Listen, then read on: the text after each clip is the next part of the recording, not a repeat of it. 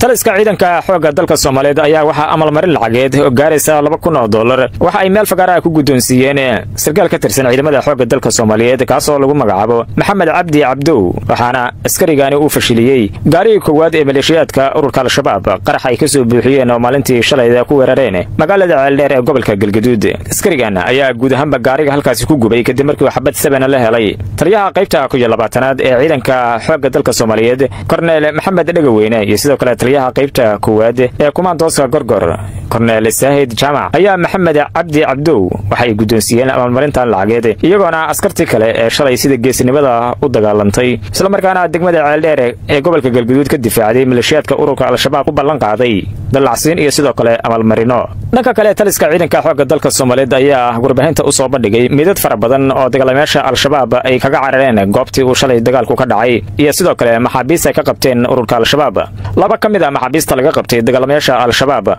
oo ciidamada xoogga dalka Soomaaliyeed ay soo bandhigeen ayaa waxay sheegeen in tirada al-shabaab ee shalay weerarka ku soo qaaday degmada Ceeldheer ay tiradu dhamayd qiyaastii 3,500 waxay sidoo kale cadeeyeen in taliyahoodii iyo horjoogayaal kale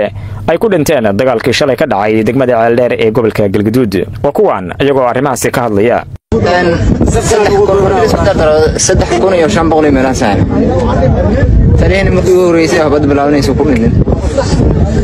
ciidan badan oo ayaa meesha ku dhintay dad kale way carareen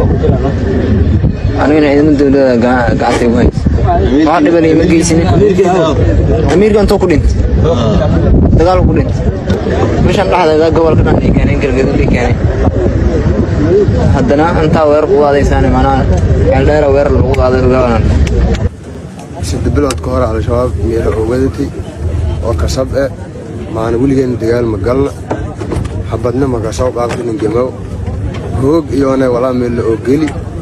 haddana macnaha iyada oo hoogi wala ana habad i walba ridnana ani gurigay wala is haasan dawladda macnaha insha Allah iska dhiib